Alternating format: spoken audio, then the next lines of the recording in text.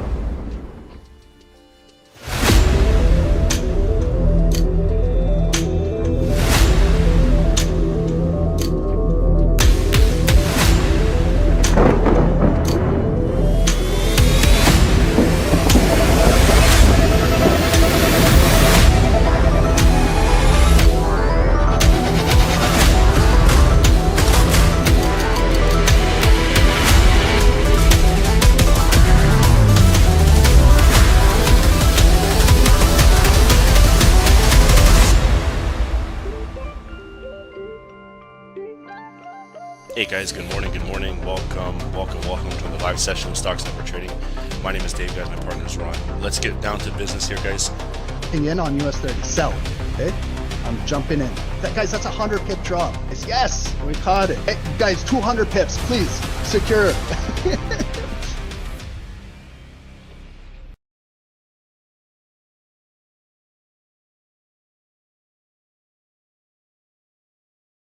Recording in progress. Hey everyone, welcome to Stock Sniper Trading. My name is Ron. Welcome, my partner is Dave. Thank you guys for joining. It is almost 12 p.m. Eastern. It's 11:57 a.m. So remember guys, daylight savings time here in North America. This weekend we changed the clocks back an hour. So if you guys were unsure about the times when we're streaming this week, and going forward, make sure now you guys know my time right now is 12 p.m. Eastern, so you can match it with your time around the world. Okay, so this week, this is when we'll have our post-New York session at 12 p.m. And for today, guys, we're going to go for about 1 hour. We're going to go till 1 p.m. So we're going to have a busy call. I'm going to go a little bit faster today. My kids and myself are pretty sick and we need to go to the doctor. So we made an appointment for 1:30. So I'm going to be taking off at 1 o'clock. I was not even going to do today's call, but I said, let's just do it. Let's get in here. Let's review this week's news because it is a very important week. It's the start of the week, Monday, so we'll go through Forex Factory for the entire week. We'll go through earnings. There's a lot of earnings this week as well. And then if we do have some time, we'll do a top-down analysis, and then that's what we'll be doing for today. Okay, so. I hope everybody had a good weekend, and I hope you guys are aware that this is the U.S. election week. Tomorrow, all day, will be the U.S. presidential election. I'm sure a lot of you guys are aware of that, with Kamala Harris and Donald Trump. And also Thursday at 2 p.m. we'll be live. We'll go a longer session on Thursday, so I'll make up for it for today's short session. On Thursday, we'll go from noon, 12 this time, and we'll go right till 3 p.m., just after a little bit 3 p.m. So we'll do a nice thorough analysis leading into FOMC, and then we'll trade together with FOMC, okay? So I'll make it up for you guys on Thursday. And hopefully the family is all feeling better, okay? So thanks, guys, for joining. Welcome, everyone on Zoom. I appreciate all of you guys. Thank you, Juanito, for joining. Julian, welcome. Sergio, V, thank you for joining. Thank you, guys. Shahab, welcome. Thank you for joining, brother. Everyone on YouTube, thank you guys as well for joining. Dom, welcome. Thank you for being number one here. I appreciate you. TraderBit, welcome. Nathan, thank you. Yahi, welcome. Julian, thank you. Tony Gold, thank you. Habibi for joining. Meldon, Dan the Man, welcome. Guys, I see you guys are spamming a lot on LRHC, could explode at any moment. Okay, so you guys are probably a group that's pumping a security. I can take a look at it for you and can show everybody that it is probably a pump and dump. So guys, when people are spamming the chat like this on YouTube and they're saying LRHC is the next big play, don't miss out. This is a group that's promoting and pumping up a shit stock right now. I can pull it up, no worries. We can pull it up, but it's a pump and dump. I'm sorry to tell everyone on YouTube and spoil the party, but that's what it is. I've been in the game for a long time, so you're not going to trick me with this bullshit. But I'll take a look at it and I'll show you what a pump and dump is. Let's look at it right now while it's fresh. Let's look at it. Let's take a look at this ticker, what everyone is spamming about. Let's take a look. So what is it? LRHC. I've never heard of this. La Rosa Holdings Corporation. Let's take a look at this. Okay, so La Rosa Holdings Corporation, here it is, LRHC. Right now, as of now, it's 75 cents a share and it's down 1%. Okay, let's take a look at the previous close open. So it was up 3 pennies from the previous close. Days range, about 5-cent range from 72 to 77 cents. It's weekly, look at the 52-week range from 47 cents up to $5.50. And the volume is 53,000. The average volume is is, look, average volume when they were pumping it was about 3.3 million. Right now there's no volume, so that's why they need to pump it up to get the volume up. Its market cap is only 13 million, so this is what we call a penny stock. It's a 13 million is basically nothing. The float is very, very low. So this can be a pump and dump easy. If they can get the volume above the market cap, above 13, 14, 15, 20, 30 million, this 75 cents can turn to $1, $1.50, $2, $2.50. There could be a couple bag holders that are holding this on the previous pump, and now they're trying to pump it up to get back to break even. But that's why we take a look at the charts. So let's take a look at year to date, how this thing was trading. Over here was the pump. I can see it in February of 2024. See where it was $1.30, and they pumped it all the way up to $2.73. And what happened when it came up there? It just got dumped right back down. So the people who were orchestrating the pump, they made a lot of money, and then they dumped it on people that have no idea what they're doing. So that's why they're in our chat right now spamming it for everyone to buy this, so that they can dump it on you, and they make out with all the money. And then here was the actual dump where it came back down to 60 cents, and then look, they pumped it up again.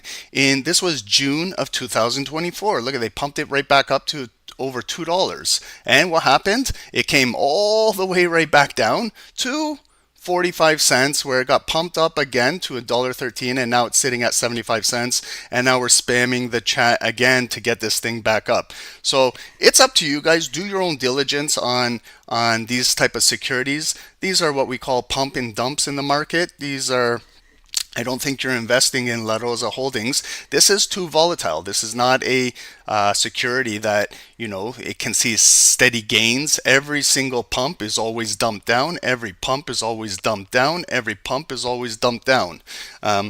So it's up to you guys what you want to do with these things, but we don't focus on these things. And then they got news. To justify the pump right here, like 11 days ago, La Rosa Holdings to present at the LD Micro main event. Okay. So it's just some news over here. La Rosa Holdings reports preliminary 9-month revenue for 2024 of approximately 45 million. La Rosa Holdings launches My Agent Account version 3.0. So they got some news to justify maybe the pumps coming and things like that. If you're not aware and you don't know what you're getting yourself into, then they follow it up with some press releases to justify maybe why this thing is going to be pumping up in the near future. But look at the returns here, okay? The 5-year return on this security is negative 85%. The 3-year return is negative 85%.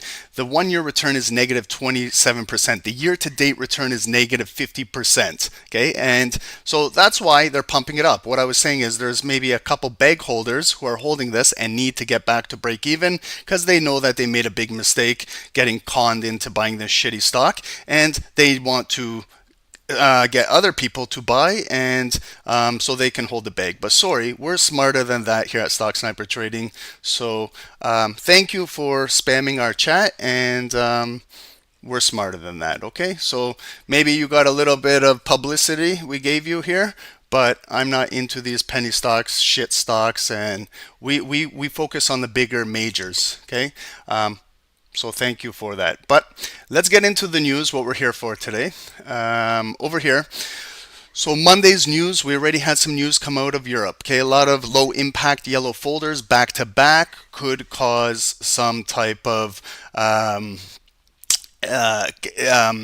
volatility, could cause choppy trading. You got Spanish news, Italian news, French news, German news.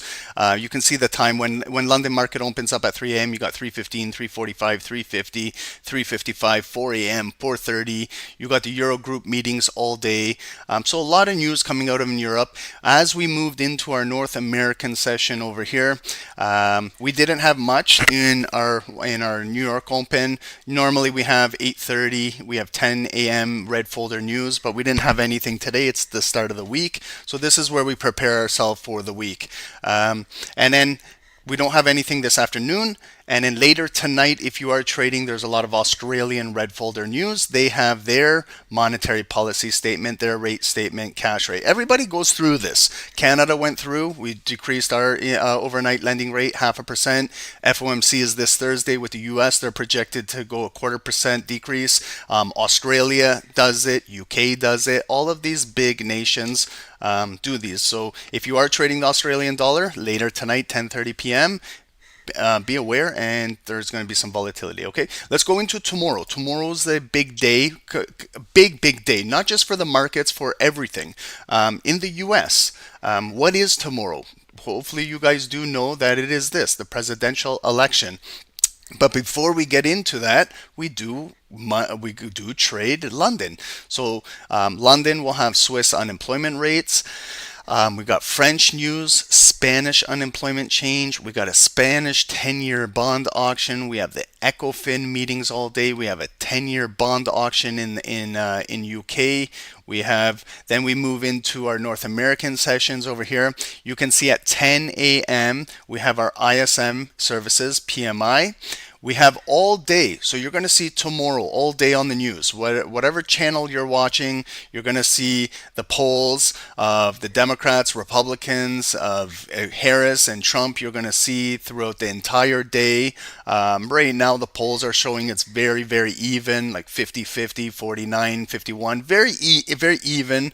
I was just looking that they had about 75 million votes are already in, but tomorrow is the final day. So all day presidential election tomorrow. We have our congressional elections all day. So this could impact the markets. It might not. Like, we don't know. Okay. But if you have been trading traditionally during elections, the week or the day, things, you just got to trade with caution, because whoever gets elected could dictate the way how the markets do move for the next little bit. So if it's Harris and the Democrats, the market could move bullish or bearish. If it's Trump, the markets, same thing. If it's the Republicans, they could move bullish or bearish. What policies do they have that could affect securities in the stock market? What policies do they have that could affect the economy? What policies do they have that could affect finance? All of these things. So we got to look at all of these things. And that's why you got to get to whether you're voting for or not for the person. You still got to get to know what their policies are if you are a trader or investor. Whether you're into politics or not, you still got to understand that this could dictate the way how markets move. So you got to show some sort of interest. Yeah. Do we get a new head of the Federal Reserve? Yeah. So they can appoint a new, for example, if Powell's time is up, they can appoint a new Fed Reserve chair. So yeah, a lot of things can change. If they want to get rid of Powell, they could, and we won't see Papa Powell anymore. We'll see someone else. So it's whoever, when they're in charge, if they have a majority, they can appoint, they can move over, they can do. And that would affect the markets, the Federal Reserve, So yeah, good questions, but all of these things we got to pay attention to. So, and then we also have tomorrow afternoon, we'll be here 12 p.m. So we'll be seeing this at 101. We have a 10-year bond auction. And then we have later after hours close, you got your New Zealand unemployment change. So you see at 10:30 tonight, we have Australian news, red folders. Then we got New Zealand red folders over here. Okay, now we move into. So are we clear before I move on? You guys do understand that tomorrow is the U.S. elections, and it can affect everything around the world. So U.S. is a big, like the leader of the free world. So everything is gonna be impacted by tomorrow's presidential election. Okay, so. Who are you guys voting for? Are you guys Democrat, Republican, or independent? I'm independent. I'm in Canada, so I'm staying out of this. I'm in Canada. I'm neutral over here. Okay, so if you are in the U.S., who are you voting for? But I'm neutral over here in Canada. I'm sitting on the sidelines. I'm a spectator, like I am, just watching to see what will happen. Okay, and then Wednesday, midweek Wednesday, we do have news. Okay, number one, it's midweek then. So when it's Wednesday, then it's the middle of the week. We already went through the elections. We know now who's the new president of the United States. Now, how will the markets react? Is there any news that could happen on Wednesday? But there is a lot of European news again. So there's German, Spanish, Italian, French. There's a lot British news, and then you can see how they're staggered. 2 a.m. is pre-London. 3:15 is 15 minutes when London market opens up. 3:45, 3:50, 3:55, 4:30. So you can see that there's going to be a lot of volatility. It could be choppy when you see this. So just again, tread careful if you're trading London. As we move into our North American sessions, you can see 8:30. We do 8:20 a.m. every single day is COMEX market open, but normally at 8:30 we see some red North American folders. We don't have any starting early this week. Even on Wednesday, we don't have anything. We have our final services at 9:45 a.m. when Wall Street market opens. We have our crude oil inventories at 10:30 on Wednesday. So if you guys are trading crude oil, pay attention please to the supply and demand of the inventories. And so their previous was negative 0.5 million barrels. We'll see what the actual forecast is and the actual number that comes out here. Okay, so if you are a crude oil trader, pay attention to Wednesday at 10:30 a.m. for your inventories. This directly impacts supply and demand globally. Then we had our 10-year bond auction. Now we have our 30-year bond auction. So we'll be going through this as well. We'll be on the call together. It may impact the markets a little bit, but this will see how the US dollar is moving with the bond auction and everything like that. So we'll take a look at this news at 101. Then you got Bank of Canada summary of deliberations here at 1:30. Non-news event, non-impact, low impact, and that will be for Wednesday. So I think Wednesday will just be a cool-off day after whoever's selected to be the president of the United States, and then the market kind of just cools off, consolidates. Why? Because Thursday is the big day. What is happening on Thursday? It's this over here, FOMC. Okay, so we got our presidential elections tomorrow. Wednesday is kind of a cool-off day, not much going on. Okay, maybe the markets need to consolidate. Why? Because we're leading into Thursday FOMC. Okay, so you can see how maybe the weekly is shaping out. We start again with a lot of German news in London. We got French news.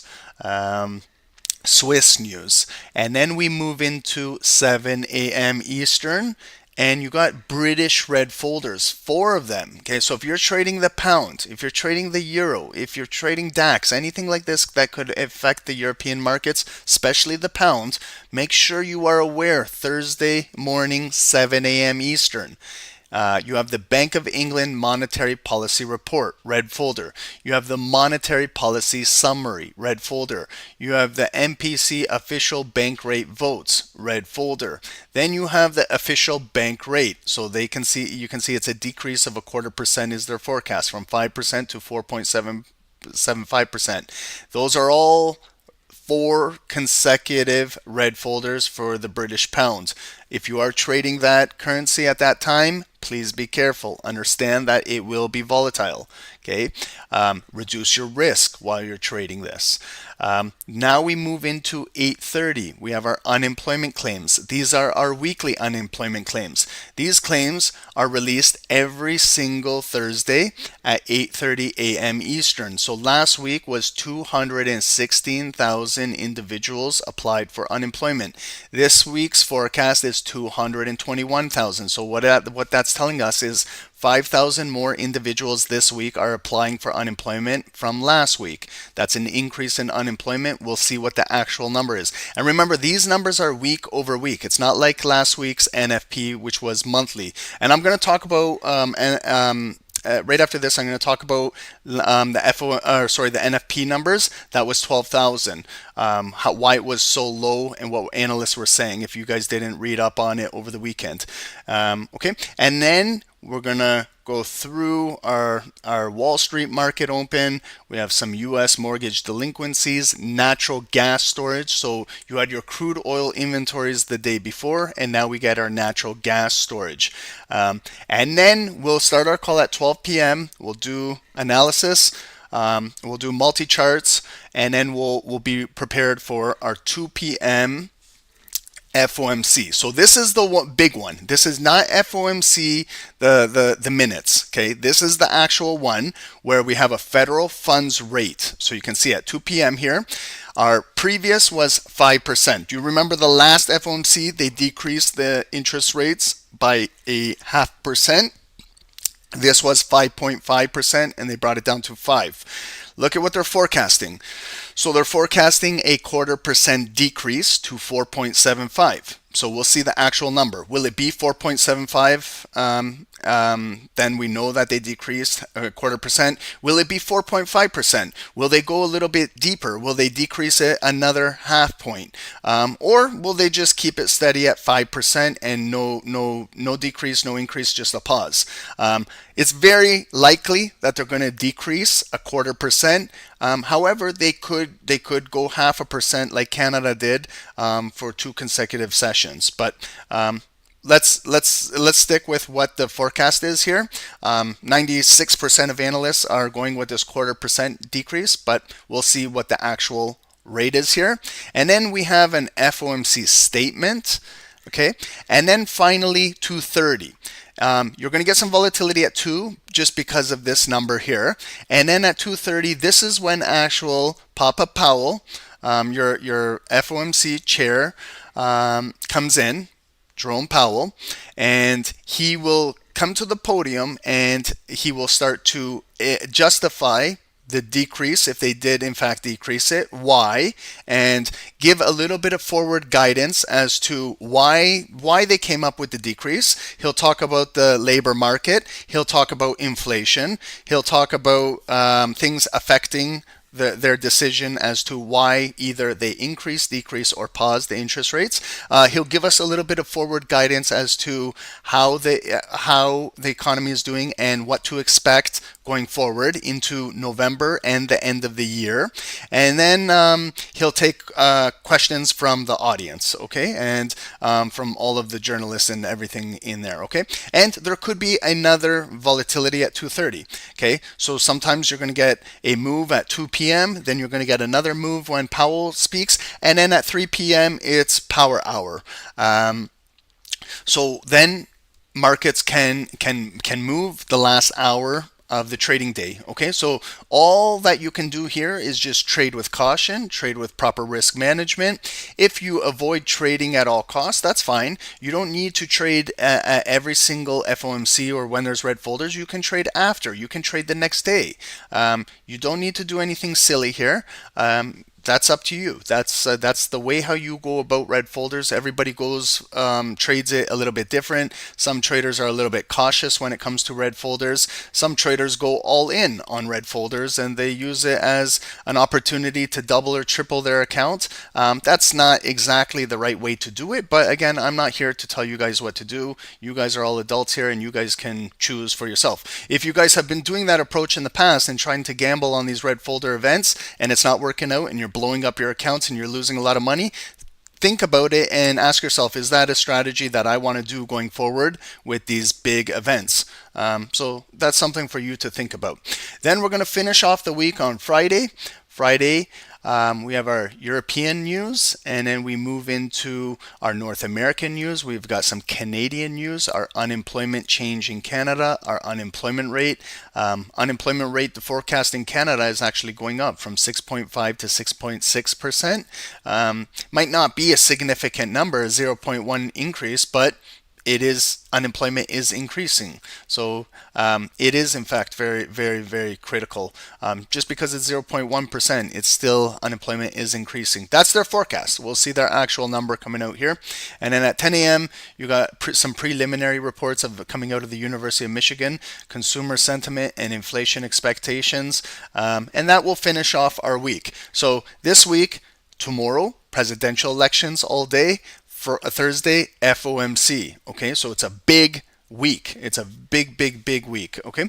And then I just want to talk about Friday really quick. Do you guys remember Friday was the first Friday of the month, and we had our non-farm payroll NFP? This number was very, very was off by a big. So whenever something is off, I always like to research it. So previous NFP was 223,000 jobs that they created. Okay, so non-farm payroll is public, private, government jobs created month over month. It's not has nothing to do with unemployment. Our unemployment claims are different. So this is job creation. So our previous non-farm payroll, they created 223,000 jobs. And then they were forecasting for the next month that they created 106,000. So that's a big decrease from the previous over here. And look at the actual number. So this was the previous month. We're in November. This was for October. All of October job creation in the United States, 12,000. Okay, see why it's red? Because the number is off by that forecast. It's completely lower than 106,000. That's why it came out red. And 12,000 job creation. So there's got to be an explanation for this. How can that be? So I was reading on the weekend a little bit as to what this was, and the consensus was, they were saying, if you guys remember, the U.S., southern U.S. went through some hurricanes with Helene and what was the other one, Milton, or I don't know what they were called, but had hurricanes which devastated southern U.S. and did not create any jobs. So that's what they were justifying for this number, was due to hurricanes and also due to some big corporations having been going on strike, which one of the big one was Boeing. Boeing is a big corporation in the United States, and they were on strike along with other corporations. So we had strikes the previous month, and we had hurricanes. So this is where they justified this number of 12,000. Okay, so now that we know that, going forward, our next NFP, so when we get to December 1st, our next NFP, the first Friday of December, this 12,000 is going to be over here where it says previous, because that was the previous month. So then they will have a forecast, and maybe we've recovered from hurricanes, maybe we're not on strike anymore, maybe now with the election month, this is also the election month, maybe I'm going to create some new jobs, optimistic jobs, and maybe this number might jump up again to 106,000. And then we'll see the actual number coming out of next month's NFP. Will it exceed 106 or will it be below 106? Will it be devastating numbers like this again? 12,000, 20,000? You know, you guys start to understand now what NFP is, and FOMC is interest rates. This is job creations are your NFP. This is why this one only comes by once a month. That's why this one is very important. You know, our weekly unemployment claims, those ones at Thursday at 8:30, those are weekly unemployment claims. Okay, so do you guys understand that? Because some people just look at the numbers and then they have no idea what they're trading or what these numbers mean. But if you do a little bit of research, then it can explain exactly what this is. Okay, so that is our news for the week. We do have a lot of earnings also. Lots of earnings this week. If you just look at the calendar, Monday, today, we had 46 corporations report pre-market. We have 122 corporations reporting after hours this afternoon at 4 p.m. Tomorrow, we've got 87 corporations reporting pre-market. We have 76 corporations reporting after hours. Wednesday, and you see it starts to get heavier. We got 91 corporations pre-market, and we have 277 corporations reporting after hours. Thursday, 182 corporations reporting pre-market and 240 reporting after hours. Okay, so we're going to go through these individual days now, and what we're going to do is we're going to highlight the big names, the names that we all know, the big names that can move the markets, the big names that can move the securities that we change. Because I guarantee you, we're not going to know every single one of these individual corporations. There's going to be some that are irrelevant that we don't even need to know about, unless you're personally trading them individually with shares of the company or through options. But if you're just trading the big index names like S&P, NASDAQ, Dow Jones, if you're trading gold or crude oil, which one of these big names will affect these securities? And there was some news also about Dow Jones, US 30. They are reshuffling, rebalancing the 30 securities. The one name that is going to be kicked out of the group is Intel Corporation. Their shares dropped down to $20 a share, so they're going to be removed. And guess who they're going to be replaced by? Does anyone know who Intel is going to be replaced by on a US 30? It's a big name. Anybody know who it is? Anybody do some research on the weekend leading in? Yes, it's NVIDIA. Okay, so NVIDIA will be replacing Intel Corporation on US 30, on Dow Jones, if you guys don't know, because the Dow wants more exposure to the semiconductor market, and they feel like they can get better exposure with NVIDIA. Okay, November 8th. Yes, sir. So you got it, Luis. So that's just good to know for anyone that does trade US 30. It's good to know, again, what your index is comprised of and what you're trading. Okay, so let's take a look. Monday, let's go pre-market. Some corporations that already have reported. Okay, so these have already reported. Will it affect what we're talking about right now? I don't know. They've already reported, but some big names are Berkshire Hathaway. I'm sure some of you guys have heard of this. This is Warren Buffett's index over here, his corporation. So they reported their earnings per share were a little bit down. We didn't get an estimate of revenue over here, but it came out the report 93 billion. You can actually own some shares of Berkshire Hathaway if you like. You can see his entire folder, what it's diversified of. But that's Berkshire Hathaway. That's Warren Buffett's security over here. Just going through these securities this morning have already happened. Let's see in the after hours something that is fresh. Palantir, okay, Technologies. This is a big corporation over here. If you see their rise, where are we? Let's look at Palantir. Right over here. So if you look at their security, they're trading at $42 a share right now. If you look at the last year, look at the growth in the last year that they have had. 122%. Okay, that's a big move. February, they were trading at $16. Okay, and we're at 42 right now. So that's a 122% increase. If you look at the last 3 months, they're up 70%. Last month, they're up 7% right now. Okay, so they had a big push. We've got their earnings coming up. Will they sell off after earnings? Will they continue to push after earnings? So Palantir to report Q3 results and amid valuation uncertainties. Your news articles are here leading into the earnings. When we're looking at the earnings, they report at 4:05 today. If you are a shareholder of this company and you're part of that big yearly growth, congratulations.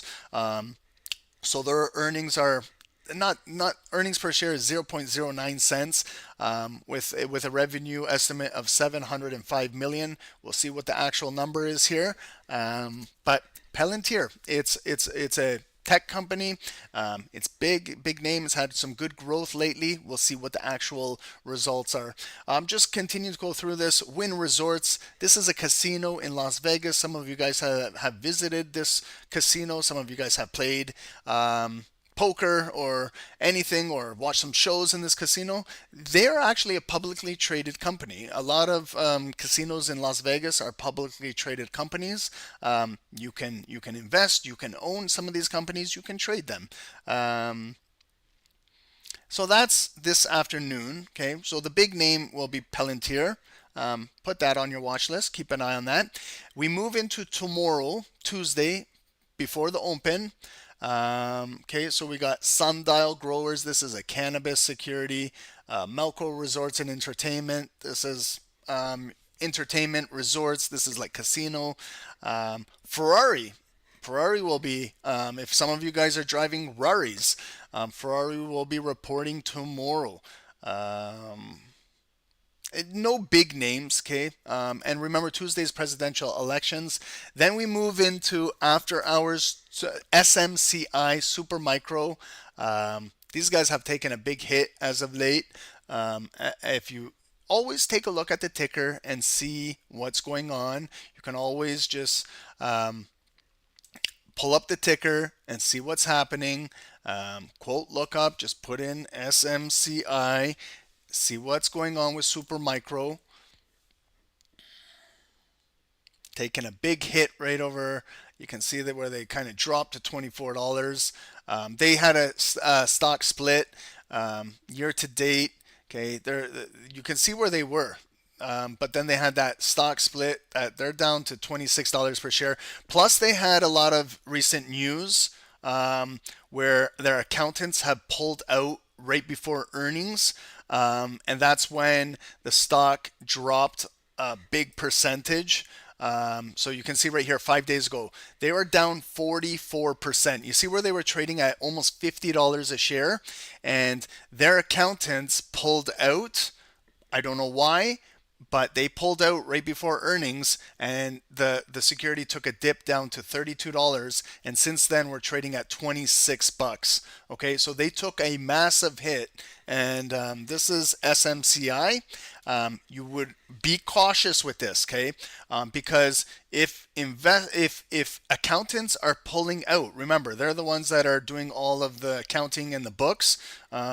So I don't know. Did they see something? Did they see some shady accounting? Did they see that they were cooking the books? I don't know. But they pulled themselves out of it. Why? Maybe for liability. And right before earnings, they're out of it. Okay, some people think that it's an opportunity to buy more shares, but you just got to be careful. It's a gamble you're taking. Yes, it's cheaper. It's 50% of what it costs a couple days ago, but you don't know what else. It could drop even further. Okay, so proceed with caution.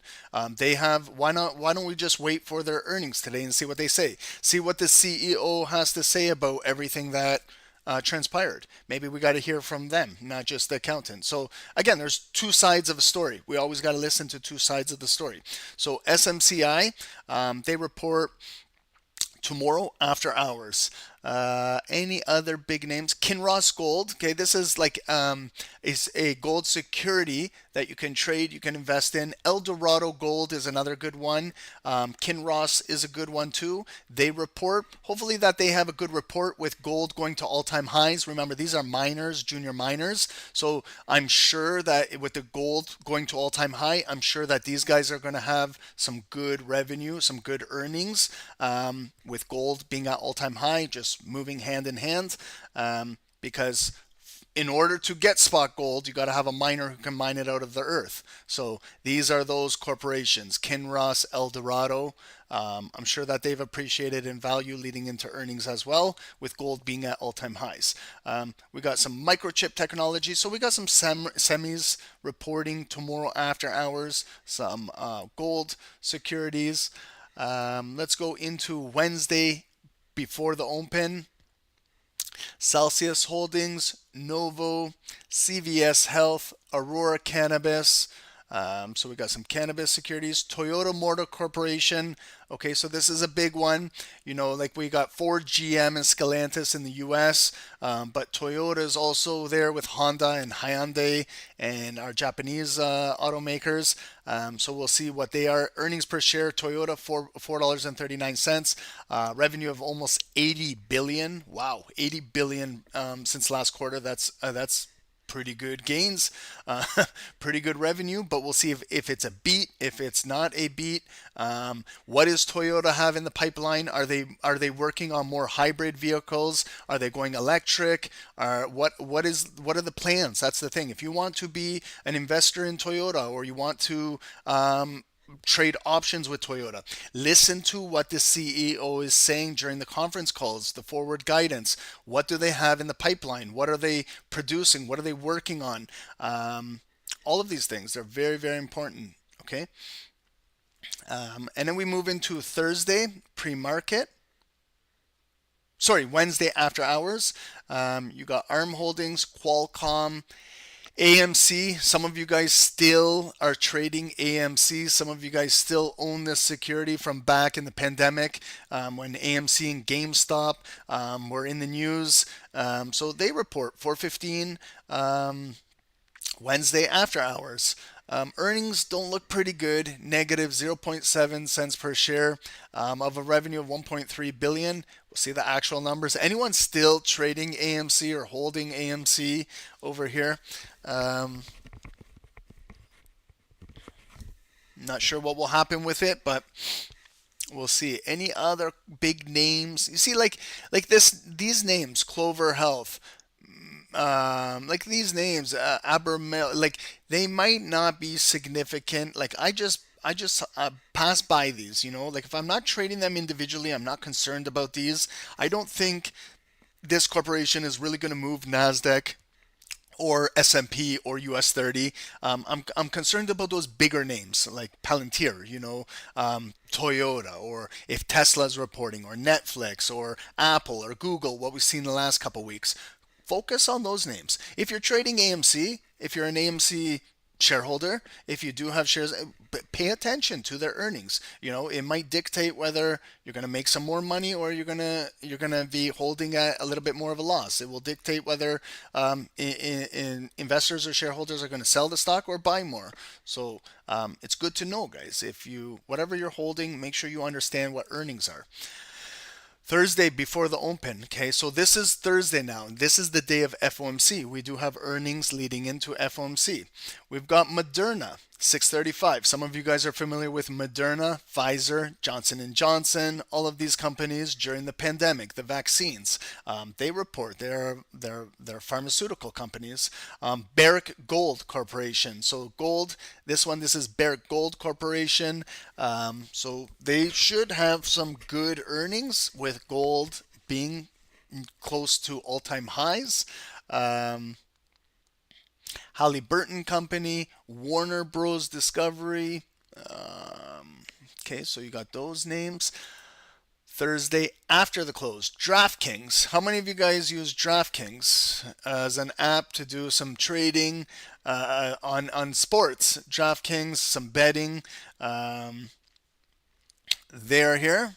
I remember this company back in the pandemic when people were at home and had nothing to do. What were they doing? They were gambling on sports. So our sports apps took a big move. Like if you guys think about it, guys, when you're at home and you're doing nothing and you're forced to stay home, just think outside the box. What are people doing when you're at home doing nothing during a pandemic? They're gambling. They can't go to the casino, so they're doing gambling on their phones. DraftKings, Sports Interaction, Bet365, Sportsnet, like all of these apps, they increased in value during 2020 and 21 and 22. Now they've probably taken a little bit of hit because now you can actually go to casinos now. The pandemic is over. But these things took a nice little run for your money. So it's just staying ahead of the times to understand what's going on around the world. So there's always opportunity every single day if you're just thinking outside the box. And you can invest and trade in anything. Like, look, there's sports gambling. A lot of you guys bet on sports. Just don't bet on the Dallas Cowboys, and you'll save a lot of money. If you want to make money, you bet against the Dallas Cowboys. They cannot win a game. They can't even beat the Atlanta Falcons. It was an embarrassment. Maybe that's why I'm so sick. It's because the Cowboys are horrible. So there's DraftKings. They will report their earnings Thursday after the close. We got Square, Block. So this is another good security. Square over here. They're your third party that takes payments. If you look at their trajectory in the last 5 years, has looked really good. They report. You got Rivian Automotive, Airbnb. A lot of you guys are familiar with Airbnb. They had their run. Is anyone still using Airbnb today? I know that they were big at one point. Are they still big? Like all of these things have their highs and then their lows, and then they consolidate. Maybe they will take off again. Maybe they won't. But these are publicly traded companies. Pinterest, all of these, Cloudflare, Axon Enterprise. So there's a lot for everybody here. It's overwhelming, to tell you the truth, all of these. And then we move into Friday pre-market. You got Icon Enterprises, Canopy Growth Corporation. So again, we go into cannabis securities. I would pay attention now to cannabis securities. Pay attention to this one. This is probably one of the biggest ones that's consolidated a lot of the little cannabis securities, and it's CGC, Canopy Growth Corporation in the United States, and in Canada this is WEED. It's $WEED, WEED. I've traded these companies since 2014, and I know a lot about them. Now I would be paying attention to these. Put them on your watch list. Why? Because US is very close to federally legalizing cannabis. It's not there yet, but I'm sure if Trump gets elected, this will be there for him. I'm sure if Harris gets elected, this is on her. She's even saying that she's going to give money for weed. Like that was part of her policy to get some votes, was she was going to, I don't know what she's saying. Like she's confusing to me, but she said that she's gonna provide some money for weed and all kinds of things. So I have no idea what she's doing in her campaign, but I would pay attention to these because both parties may federally legalize cannabis. They did it in Canada where I am, and that's when they took a nice run to all-time highs.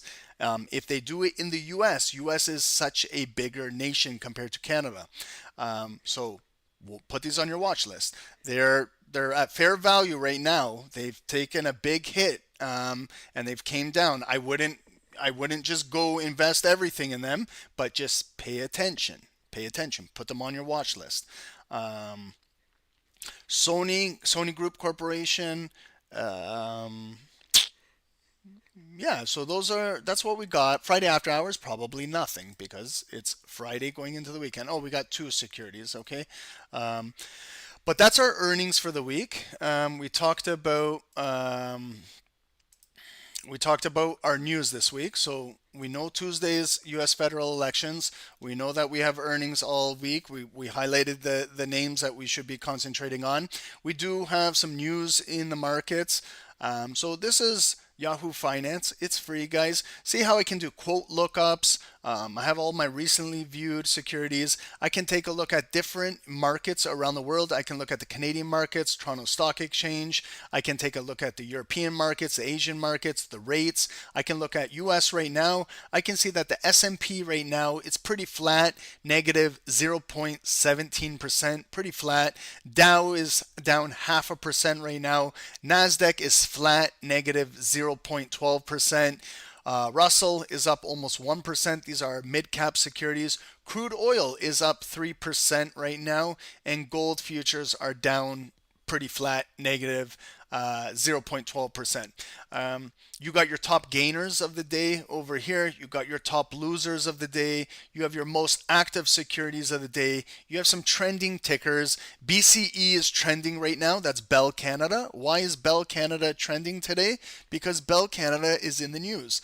Bell Canada Enterprise, BCE stock sinks on perplexing Ziply transaction. So Bell in Canada right now is down almost 10%. Why? You can click on the article and read up a little bit about it. There's other securities here that are up and down. There's news. Oil gas firms told to cut emissions by 1/3 under planned cap. Vancouver port shuts out foreman as strike begins. Okay, so we got strikes now continuing. Mortgage market delinquencies creep up. Does it surprise me? No, it doesn't surprise me. With the interest rates as high as they went, variable rates, there's going to probably be delinquencies in mortgages because a few years ago, individuals here in Canada and the US paid more value on their home, bid up their homes, and then when it comes now to remortgage their homes, interest rates are much higher. And that's why we're getting delinquencies now. So that's why in the US we're going to see those mortgage delinquency report this week. So I don't think it's going to be good. Canadian dollar strengthens, benchmark yield slips.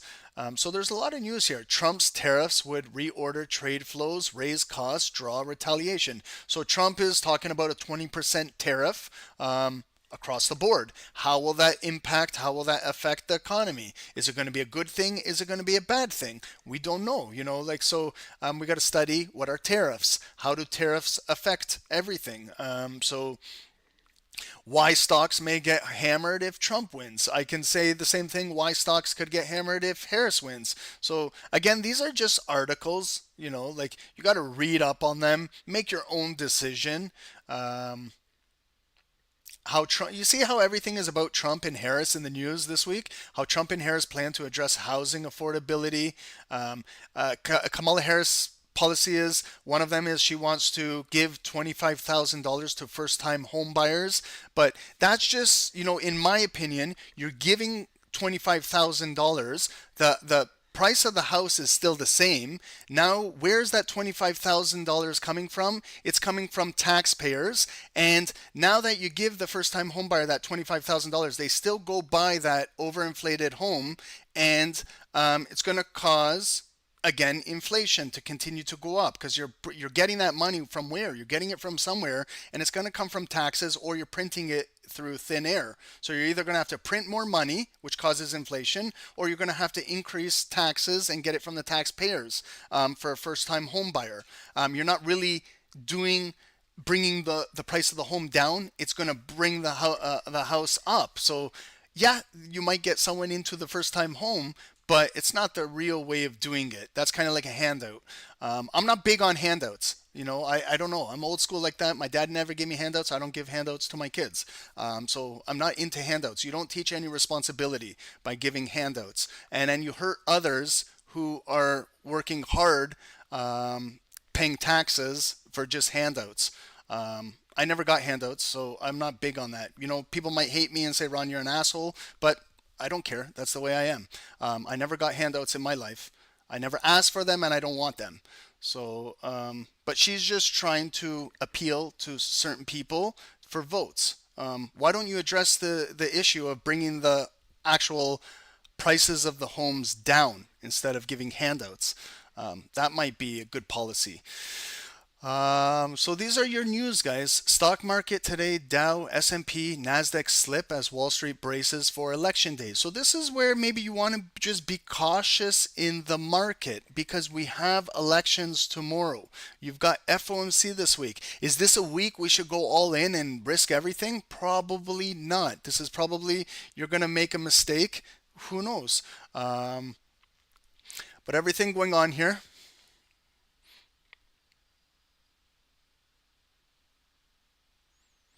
Yoda, it's all BS. Doesn't matter who wins. Market will take the same path one way or another. Yeah, I agree with you, but it's going to be volatile. All I'm saying is whatever path it is, it's going to be volatile. So that's all I'm trying to say to people. Just trade with caution. Okay.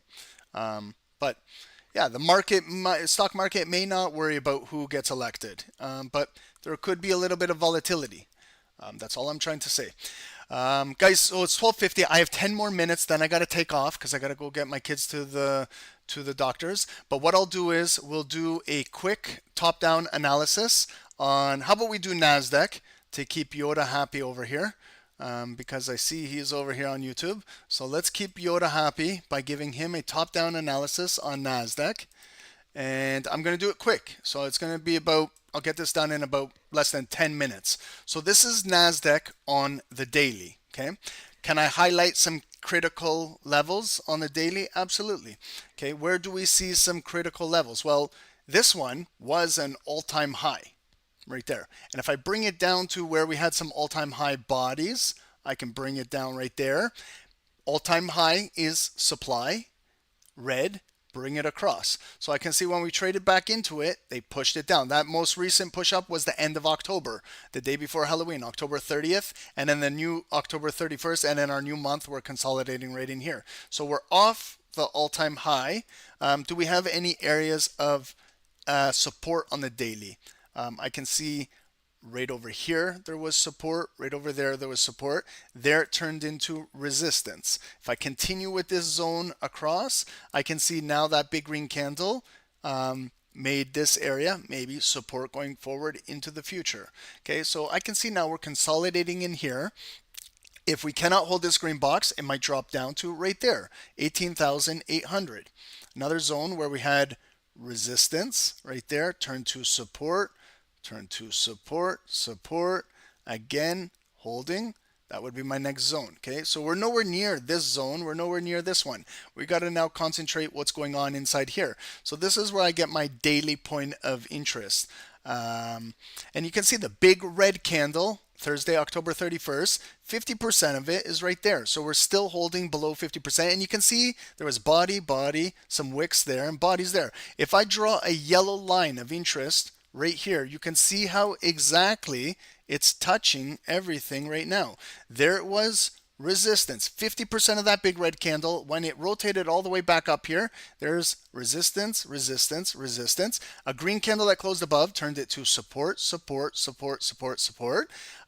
Right there it closed at the line. Then we still supported that line by going up to the touching again almost the all-time high. Then we came back down. Look at our retest as of Friday and today. We retested this yellow line and they're still holding it down. Okay, so that is a daily point of interest. I can write on it really quickly that this is my daily POI and its resistance because the volume is still below this. Okay. And then do I have any other point of interest down here? Okay, maybe a new, like look here. Look at all this interest. We got a body, a body, a body, a wick, and a wick. Maybe one more yellow line of interest will be right down here. Kind of where it held. So this will be a daily point of interest of support if it comes down to 19,780. Okay, so this is daily POI, point of interest of support. Okay. And now what else do I have? I've got, now I can follow today's volume. Okay, so I can see they closed it here on Friday. They gapped it down Sunday. They came up green, green, green, green, green. So that's the high of the day right there. The high of the day is almost right at our point of interest. So what I can do is I can change this if I like, the daily point of interest as resistance, and write the high of the day. I'm gonna just keep it yellow because I get more touches yellow. But I know that that's the high of the day because I can see the wick there. But then when it came back down, it got rejected there. So then it came red, red, red, back down to where we opened. And then it came back all the way down here, red, red, red, and that was the low of the day. So they did take out Friday's low. They did take out Thursday's low of last week, just by a little bit, or maybe it's a tweezer bottom low. Let me just put a line there. No, it's actually a tweezer bottom low, so they didn't create a new low. So that's my purple line. That's my low of the day.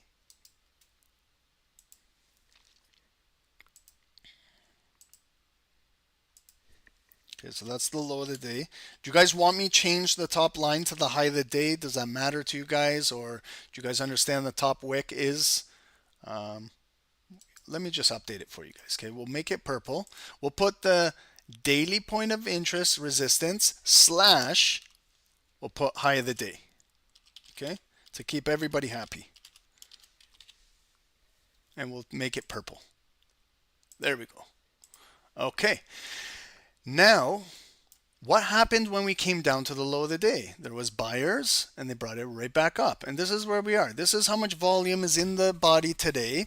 It's a spin top candle. It initially was buyers. They sold it back down and buyers are bringing it right back up. So today is a day of up, down, maybe some sideways, maybe there was some initial moves. So what I'd like to do is see maybe is there any structure in between? Whoops, I should have changed that line to purple. I'm not sure why I didn't. Oh well. But now from the purple to this yellow line, is there any structure in between? I can see right there a body to body. And then how will that react? Okay, I'm trying to find another point of interest inside here if I'm doing more lower time frame trading. So I'm gonna, there I got a body to body, I got a wick, got some bodies there closing above. See, there's a green body. Look at the retest, came back to that yellow line back up. So I'm gonna use this yellow line as a point of interest right now with the volume currently right now. There's the volume. So it's about 10 pips above the yellow line. So this yellow line is a daily point of interest of support right now. It's daily point of interest of support currently. So we'll see how this will hold up as we go to the lower time frames. Okay, so today's daily candle, not the greatest candle to be trading. There's not much trend. There's not momentum. There's not a direction right now. Maybe the market today that's going to be choppy like this going into the elections tomorrow. So what we can do is we can bring it down to the hourly and see how it's been trading. So we see last week, Wednesday, Thursday, and Friday, we had that big push. Thursday and then Friday started to come back up. So this is how the hourly candles have been trading. Not just ranging up to this yellow line, the daily point of interest resistance, high of the day, back down, back up, back down. We did break here at 11 a.m. where it was bearish, and now it's coming right back up. Okay, so do we have any hourly structure that we can look at? Yeah, right there. See where my cursor is? I'm going to look at this area right here. Why right here? Because I got a body closed at 11 a.m. and I got a body that opened at noon when we started the call. I can see the retest of the line. I can see a retest of the line. I can see how those bodies held, and it's about 50% in between this yellow line and the purple line. There it is. But I'm going to change this to white because it's representing hourly structure. I'm looking at the hourly candles now. So that to me is where we have hourly support at 19,975. The white line is now white line, it's hourly, 1H, so that's what hourly means, 1H, point of interest, and it's support right now. So as long as the volume continues to stay above this white line, we've got hourly depth of market being created here and holding. Do we have an hourly resistance above us? We do. This right here, 20,100. It's a nice psychological level, but not only that, I see structure there. I see when it came down, it retested the white line. See when it closed below, it came up and retested that white line and dropped. Here we broke below the white line. When it retested back up, it was resistance, pushed right back down. Here we kind of closed above it, but then the red body closed below the white line. Look at what it retested. The white line back down. Held the body. It impulsively broke above it, but I don't see any green volume closing above it. So that white line, and it's conveniently almost 50% of this yellow and this yellow. That's where my hourly resistance is. So I'm just going to put, again, hourly, 1H, point of interest, resistance. Okay, I got about a couple more minutes and then I got to finish this up because I got to take the kids to the doctor. So let's go down to the 5 minutes. And this is what we got. If you're a 5-minute scalper, there is some pretty good moves. Okay, so when we came down to the low of the day today at 9:35 Wall Street, we had this big V recovery and it broke out of here. That's right there where we just came up 11 and then started to push all the way right back down where we kind of found a double bottom. So if I look at the bodies right there, that area to the low of the day and drag it across, see how we're holding it? So stretch it across into the future later this afternoon. If we come back down here, we might still be holding this. If we break below this and close below, make this green box red, and maybe we're going to continue selling off. Where do we have some resistance? You can see the 5 minutes tried to break out above the hourly white line. They did a little bit and came back down. Here they tried and they came right back down. So I can see that we have 5 minute resistance, like right above the hourly resistance. Stretch that into the future and make it red. So now I got my 5 minute zones. But we can also trade inside here. Now you can see that the 5 minute volume is closing above the daily point of interest of support. It just came back down and holding. So we should see some green momentum continue to come back up. But where do we have 5 minute point of interest? I'm going to use this smaller red line. I can see right here. Look here where it was support, support, resistance, resistance, resistance. See these green candles? If they can come back up, green, green, green, maybe that's where the resistance will be. 20,077.75, right below the 1H hourly resistance and that 5 minute supply. If they're lowering it, then maybe it comes up to there and it comes back down.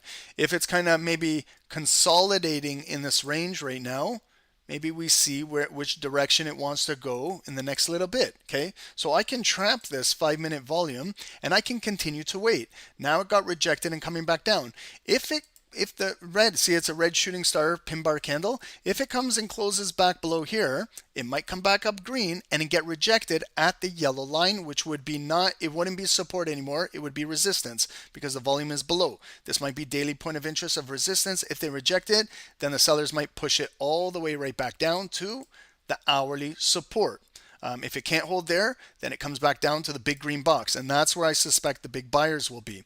But also, I would pay attention to this big body candle that broke out of here, and I would locate where's 50% of that. Right there, those wicks, kind of right there, and it kind of represents 50% of that candle. Because if it comes down, it might stop right at that red line.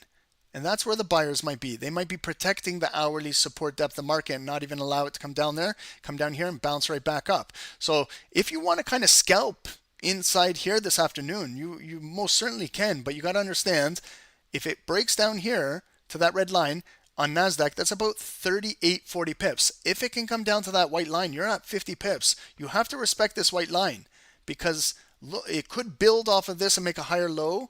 If it comes all the way down to the green box, that's a 90 pip move. Like you got to be doing something down there because that's the low of the day. And look at the big rejection and the big candles that came up. It came all the way right back down there. And then it was followed by that move again. But look at now it's making a lower high from here. So this strong move is getting weaker than this original one. So it's a lower high. Now the sellers are bringing it back down. Are we going to find a higher low somewhere around here? See how it came up there. It came back down. It came back up and could not break through there, so now it's going to come back down. Will it come back down a little bit down here and make a higher low and come and try and get back through there? Or will it be a lower high and then they're going to push it here and here? So I take it level by level. You know what I mean? I can't say where this thing is going to go, but I can maybe predict in the next little bit, maybe it's going to come down to here. If it holds here, we might have momentum to break back up here, then we come up here. Once it gets up here, I look to see, will volume close above here? Like here it came up, but then they pushed it right back down. So I watch consistently how it builds. I watch how the buyers are building. I watch how the sellers are building. And then I watch the depth of market to see if some of these orders will start to get pulled out of the market. And then if it's coming down here with heavy volume, heavy selling volume, and then you look at your depth of market and you see some of the bids are getting removed and then they're getting placed lower, then you know that this block is getting weaker and then it will allow the sellers to break the low of the day and drop a little further. Then where are these buyers positioning themselves? They're going to position themselves at the next, like look below this purple line. You see how they held there, they held there, they held there. If I draw this green box in the past, see how they held there? They didn't break below here, but at some point they did. I can't see anything below the purple line on the 5 minutes, so I got to go to the 15. There, look at the structure there. That's when 15-minute volume traded below the purple line. It was Thursday, October the 3rd. Okay, I can look where there's There was resistance, resistance, resistance, turn to support, turn to support. I can figure out where there could be another line right there. If it breaks the purple line, it might come down to 19,870. Why? Because structure in the past showed me exactly how the 15 minutes reacted at this red line. I can see when the volume was above it, it provided support. I can see when the volume was below it, it provided resistance. So it gives me at least an area to consider if it breaks and comes down there. I'll go back to the 5 minutes and right back to where we are. Okay, but still with this green box, I stretch it into the future. Okay, guys. So let me just give you guys this chart in Zoom. 1 second.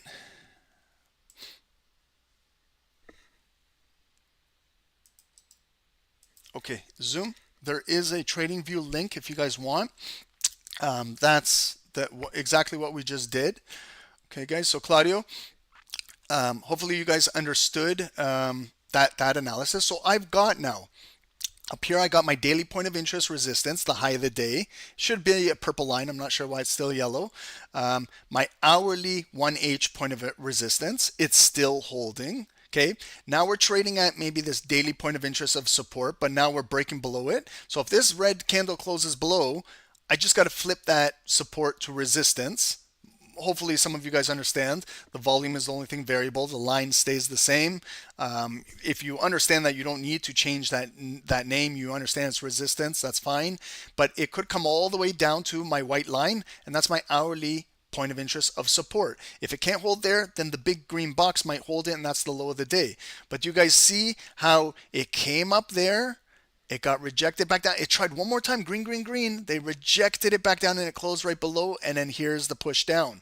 Okay, so that would have been a really nice sell opportunity with minimal to zero drawdown just on that candle alone. And it almost came right down to that red line. So if you're scalping, you can scalp individual candles. You can get right there. That's about almost a 40 pip candle on NASDAQ. So if you got in on that, what I would suggest is bringing your stop loss down to break even. And you could have a trailing stop loss at 50% of the body and secure like 20 pips. Or let this thing play out. But it's coming all the way down. And why I placed this red line right there was because it's 50% of this big green body candle at 1220. It's got a wick at the red line, a wick at the red line, and kind of these wicks right there. So maybe this will turn into support. We'll see if it will touch. We'll see if it will break it. We'll see if it might make a higher low there. But it looks like it wants to come down right there and tag it. Okay, so that filled the imbalance from right here to that line. Will it continue to go down to the white support? It might need another candle. This thing is going to close in 90 seconds. What I would be doing if I'm scalping candle by candle is watch where this thing will close and figure out where half of the volume is. If half of the volume is right there, then if it comes up green, green, green, I expect it to get rejected at half or below half and continue to push down. That's following candle by candle, but that's your decision if that's what you want to do. But for me, that's it. It's 1:10. I got to get out of here because I got to get my kids to the doctor at 1:30. I wasn't even going to do today's call, but I thought let's do it. Let's do a thorough analysis on the news this week, the earnings this week. We did a top-down analysis on NASDAQ, so that was a bonus. And tomorrow we'll be back at 12 p.m. Remember the daylight savings time change in North America here. So if you guys can join me at 12 p.m. tomorrow, be ready, and we'll watch how the markets are moving. It'll be the presidential elections throughout the entire day. We'll see what's happening. We'll do gold. We'll do US 30, maybe NASDAQ tomorrow. And we're also going to do Wednesday and Thursday, guys, will be longer. Thursday will be FOMC. We'll start at noon and we'll finish at 3 p.m. So we'll go right through FOMC and then we'll finish off Friday. Okay, guys? So thanks for joining. I apologize that it was so short, but I got to get the kids to the doctors. And I'll see you guys tomorrow. So thank you guys, everyone on Zoom. I appreciate all of you guys. Thank you guys for joining. Enjoy the rest of your day. And you guys on YouTube, thank you guys. Appreciate you guys as well. So you can see here how it came down. Did it touch the red line? Like, look, guys, it didn't touch exactly. Okay. But I use this as like here, if I got a little bit more thorough with you guys, I use my line, but then you see the wick and that wick that broke the line and that wick right there, that's where you can draw your zone. I know I didn't do it, and I know this is after the fact, but this is if you really want to get technical. Okay, because you see now how that wick touched this neutral box, that wick touched that neutral box, that wick was in the neutral box. If I drove it across, I just used the red line pinpointing exactly with precision where 50% of that green volume was. But if you want to get the zone around it, you get that wick, and you see how it came down red, right down to there. It touched and it went right back up, and it opened with an ignited bullish candle coming all the way right back up. So that's your zone of support on the 5 minutes. You can do this on any time frame, whatever you wish. Okay. Yeah, I apologize I didn't do that during the rate when it happened, but that's where you can grab a zone instead of just a line. Okay. It's always best to grab a zone because if you're waiting for it to touch exactly line, you're kind of pinpointing an exact location with precision. So give yourself a little bit of breathing room. Give yourself a zone, and you can look. It's not like I'm guessing the size of that zone. That wick came past that red line right up to there. That wick came past the red line right up to there. That wick came down right there. So then if I make that into a box with that wick, and that wick, and then you see how this wick in the future tapped it exactly and came right back up. It might come back down, but right now the buyers were holding right there. 50% of that zone, they came right back up. It started as a bullish ignited candle where it came all the way up, but then they started pushing it down. So you got to wait for this body to close, where it will close, and might consolidate in between here. Will it come back up, or will it go right back down? I wish I could continue to trade with you guys, but I got to get the kids to the doctor. Okay, guys? So have a good day. Thank you, everyone. God bless. We'll see you guys tomorrow. Thank you, guys. Hey guys, good morning. Welcome to the live session of Stock Sniper Trading. My name is Dave, guys. My partner is Ron. Let's get down to business here, guys. In on US 30, sell. Okay, I'm jumping in. Guys, that's a 100 pip drop. Yes, we caught it. Hey, guys, 200 pips, please secure.